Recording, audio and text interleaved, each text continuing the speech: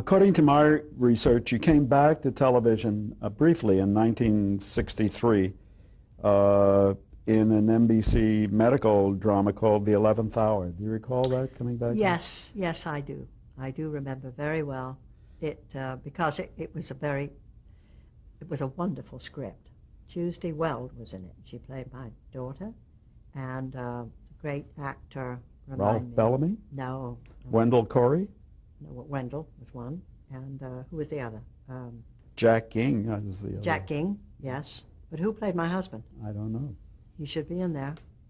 And I can't think of his name. Isn't that terrible? He just passed away recently. Great, great, wonderful actor. But that was one of the best TV filmed shows that I ever did.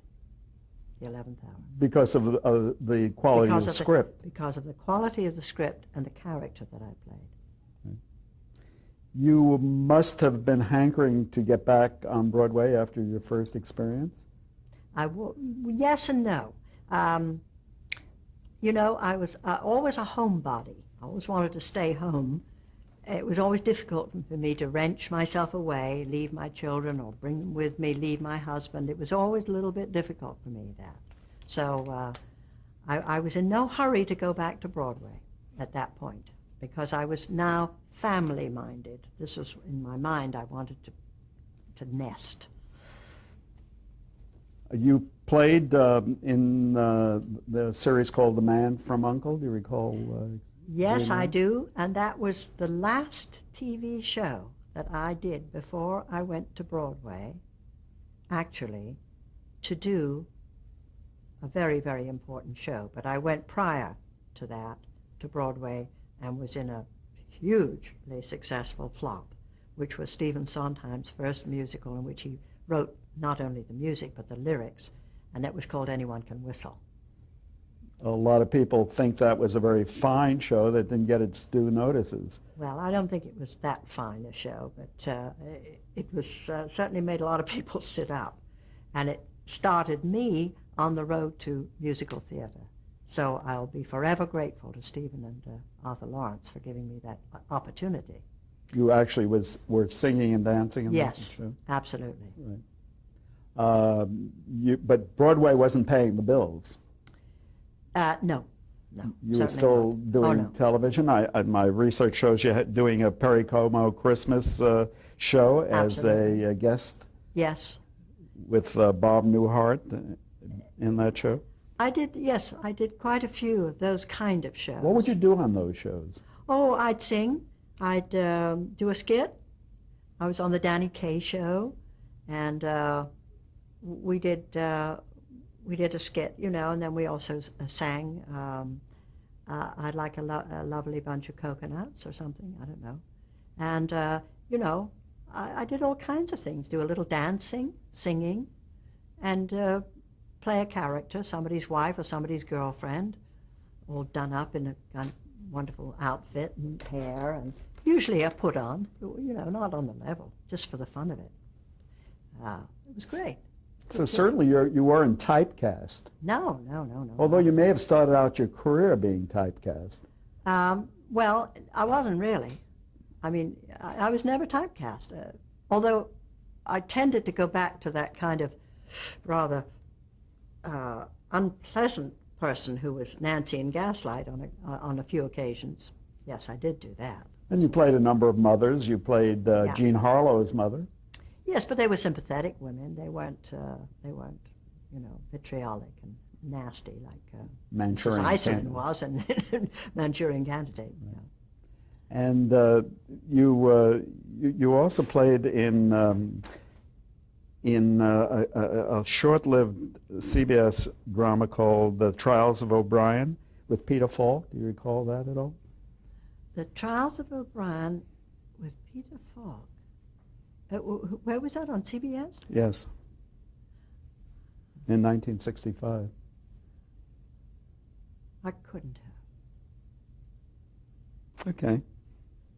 You were opposite James Garner in Another Delbert Man? In Mr. Budwing, right. Yes. From what, Thomas Mann story? Is that? No. I think it was an original teleplay. Original. I mean, a screenplay. Right. And It may have come from a novel. I'm not quite sure. Right. And I'm trying to remember if Lee Remick was in that, or I'm trying to think who was in that movie. No, it wasn't Lee. I forgot. In 1971, you were in a musical called Bedknobs and Broomsticks. Mm-hmm. How did that come about? Well, I came back to Hollywood having appeared in Maine and also Dear World, two big smashing Broadway musicals. I was in Maine for 2 years, 65, 66, 67, sort of bleeding in with rehearsals and so on.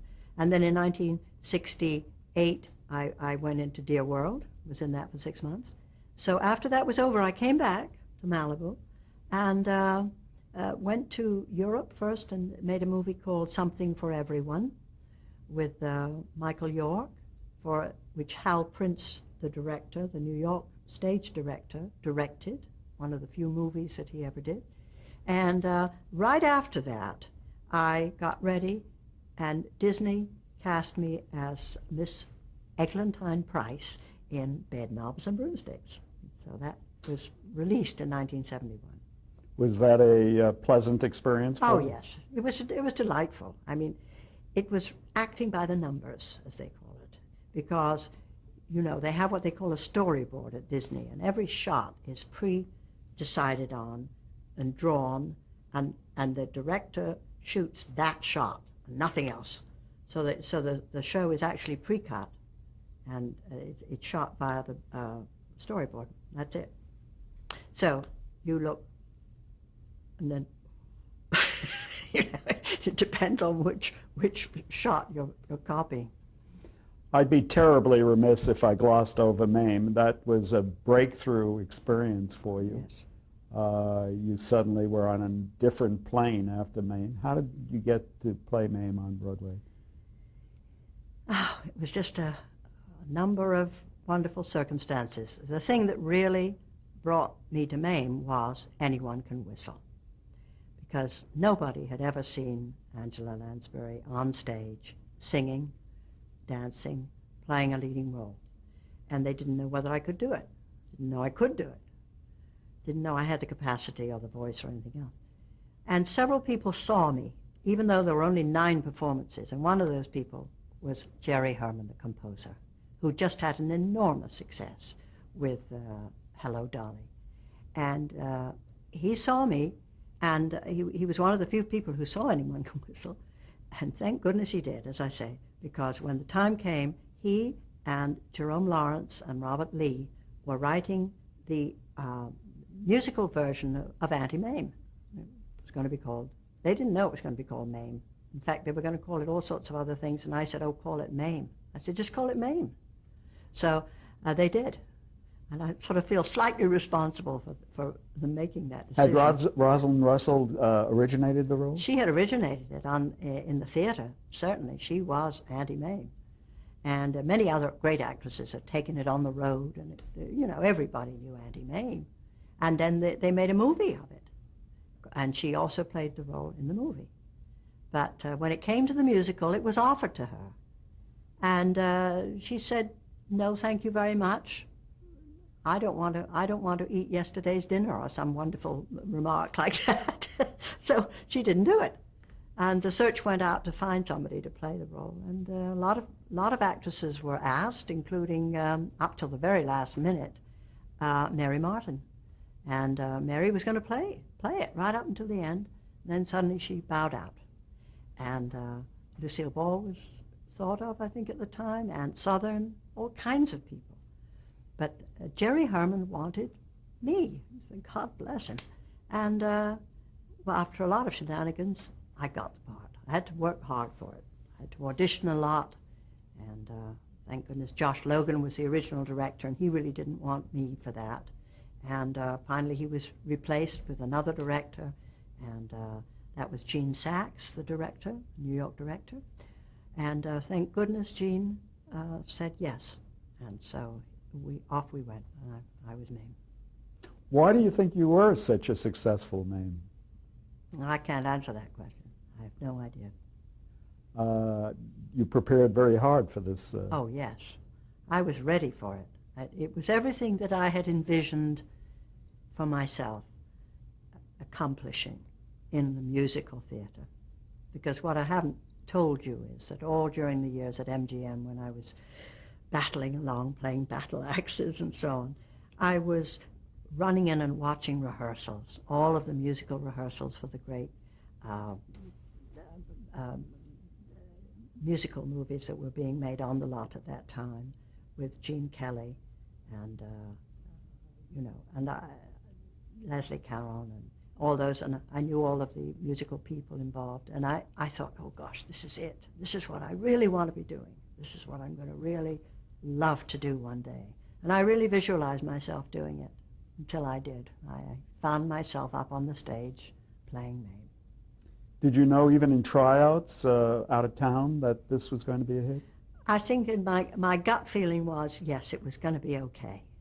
The audiences were so overwhelmingly encouraging, and they loved the show. They loved the book of Mame. Mame's a wonderful story about a little boy and his aunt. You know, it's a winner. You can't go far wrong with Mame. However, I had to prove that I could really be the big star. And I'd never done that, never had that opportunity to really be the star of the show. And it took me quite a while to take stage, to become that character, and to become a star. Not just Angela Lansbury playing the role of Mame, but I had to be this larger-than-life person. And I'd never really done that before. And it took all of those weeks on the road for me to really garner the strength and the understanding and the nous, as my friend Kate Hepburn would say, to take stage, you know. That's a wonderful moment when you decide you're going to do it. You go for it and you do it. It's like running the mile in 4. Had your name ever appeared above the title of a production before Mame? Yes, but as one of a group, you know. Not by yourself. No. So what you're saying actually is you've been a star. You had starred in things, but you had become a superstar in a sense. Yes. When I saw my name first, when it was written up over the marquee of the Winter Garden Theater on Broadway, it said Angela Lansbury in Mame, you know, and my name was in the same size as Mame. And that was a day to remember. I mean, that was it. I'd arrived because I was carrying the show and it was working and we were sold out. You know, it was very thrilling, very, very exciting.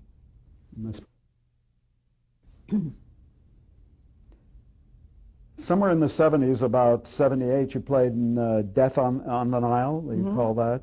The very fine cast. Fabulous cast, yes. Where did you do that? We shot it in Egypt, in Aswan, on the Nile. So that memorable experience for you? Very much so, yes. Gosh, yes. What a cast. And repeated very often on television these days. Yeah, it's a popular choice, yes. Earlier in the 70s, you had bought a home in Ireland. What motivated you to do that? Oh, I think that the end of the 60s were a dreadful time in this country, you know, bringing up children and the problem of drugs and so on. And we decided we lost our house in a fire. A fire destroyed our house. Your house here in Southern California, in Malibu, yes. And so I just thought, I said to Peter, I said, I think we should up stakes and let's get out of here. And, you know, I'd like to go to Ireland because I'd gone there as a child. I was very fond of it. And I felt it was a good time to bring the kids and everybody. So we did. We moved to Ireland, we bought a house, and we lived there for about 9 years, except I wasn't there a great deal. I was there for about 2 years to begin with, and then I got into the theatre in London. I went and did plays with the RSC and Edward Albee play all over. And then, of course, I did Gypsy in London in 1973, and then finally brought it back to New York, did a New York production in 74, and was out here with it in Los Angeles. And but I still have a house in Ireland.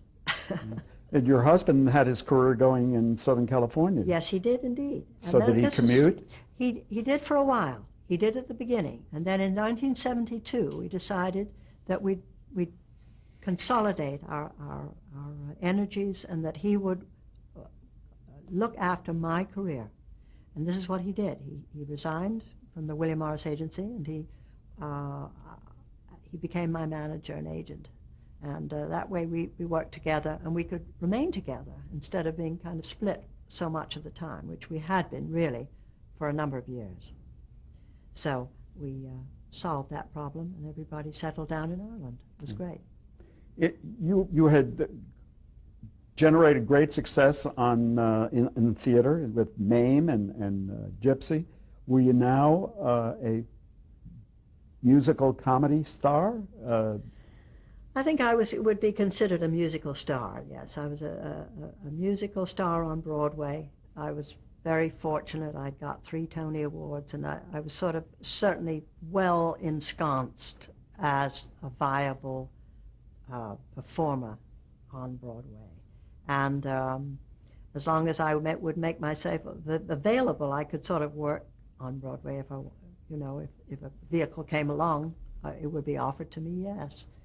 But I always had all these other things going, like I had movies going, and I wasn't just a Broadway star, even though I'd spent a good many years, well, certainly 6 or 7 years on Broadway. Suddenly, movies came along, a remake of The Lady Vanishes, as you said, the Death on the Nile. The Death on the Nile. Mm-hmm. And so if it wasn't one thing, it was another, So many interesting things have come my way. I've been awfully lucky in that respect. Didn't you also play a lady detective, Miss Marple? I also played Miss Marple, exactly. In The Mirror Cracked. Yes. Yes. So was that your first experience? That was my first experience playing a lady detective, and playing Miss Marple was terrific. I enjoyed that. I thought it was a dreadful movie, but what can I say? Was there any hint of things to come? Really, no. Absolutely not. Not a whimper. No, not a thing. In fact, anything but, because of course I had something else very large to do, as you know, which was Sweeney Todd. Right. How did that come about? Well, I was standing in my kitchen one day in Ireland, and suddenly we had a crank telephone, in those days. A lady in the post office put the calls through, and the phone cranked, and it was a telegram from Arthur Lawrence and Stephen Sondheim. And it was saying, would you be interested in playing the part of Nellie Lovett in a musical version of the Demon Barber of Sweeney Todd, the Demon Barber of Fleet Street? And well, I looked at Peter, and when I read the wire, I said, well, that's interesting. It's a very interesting idea, because as children, we had both been brought up with this kind of legendary bogeyman who was Sweeney Todd, who slit people's throats and made meat pies out of them. So I thought, well, it's certainly something to consider, and they're very enthusiastic, these two, and obviously they're brilliant. They must have something up their sleeve for this show. So, but on the other hand, the old star said, hey, wait a minute, this is called Sweeney Todd. How does Mrs. Lovett fit in, It's not called Nellie Lovett, the Demon Barber of Fleet Street, it's Sweeney Todd. So I thought, I hope, is this a good part?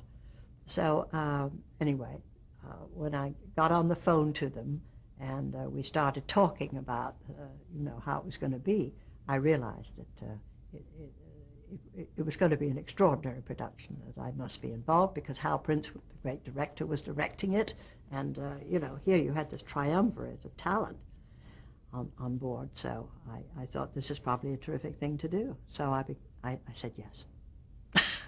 Any connection among the 3 roles, Mame, Rose in Gypsy, and the Sweeney Todd part?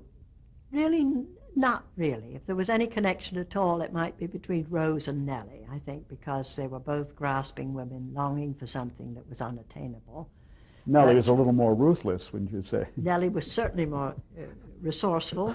I always said she was a very resourceful woman. She didn't let anything go to waste. I mean, after all, the meat pies were her idea. No, it wasn't his.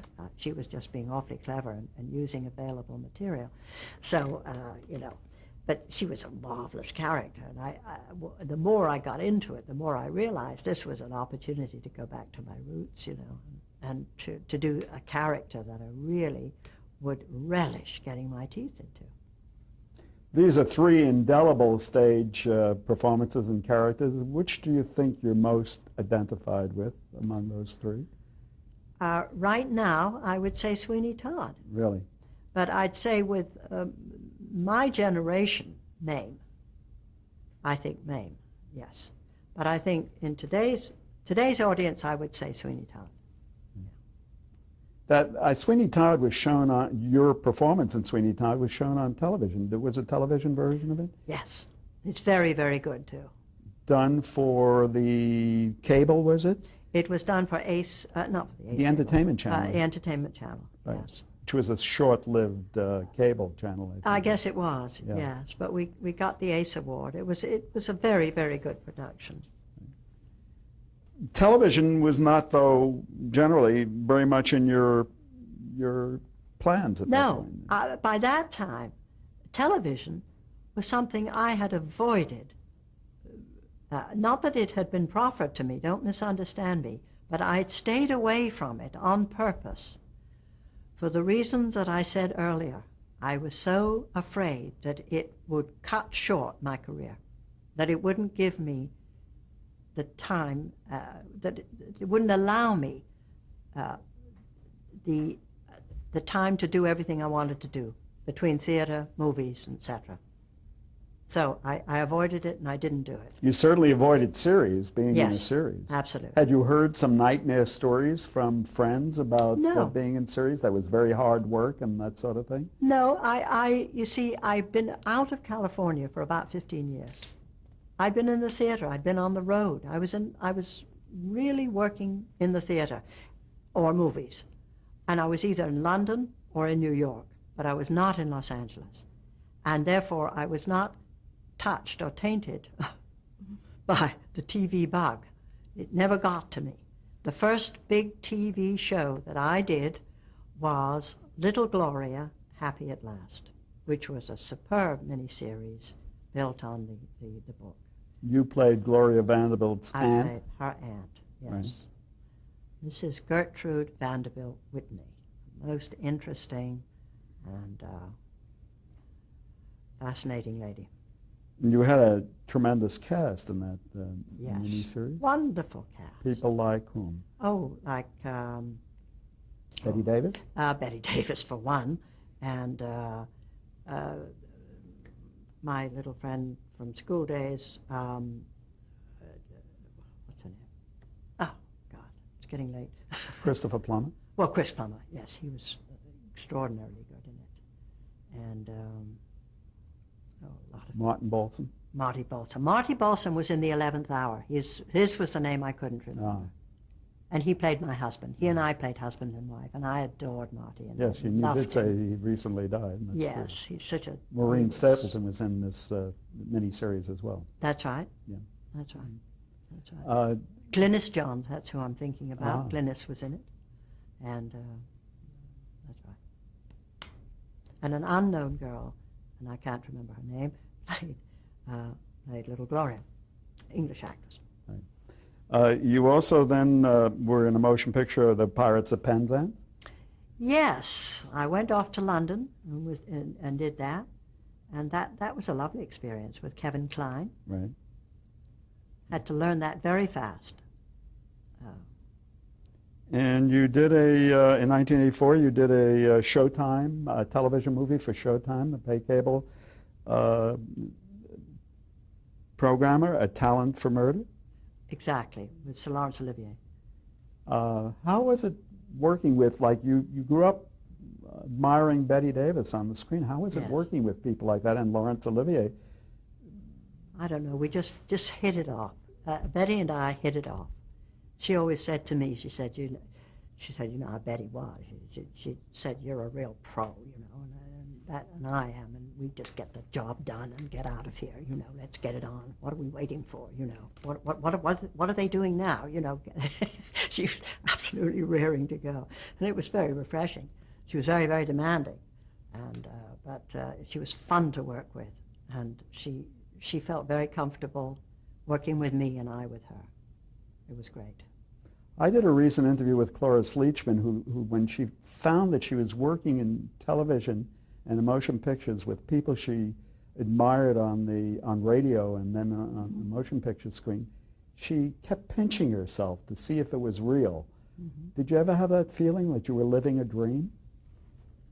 I think I did, but again, this thing of never wavering and never showing my insecurity is centering always on where I was and what I was doing.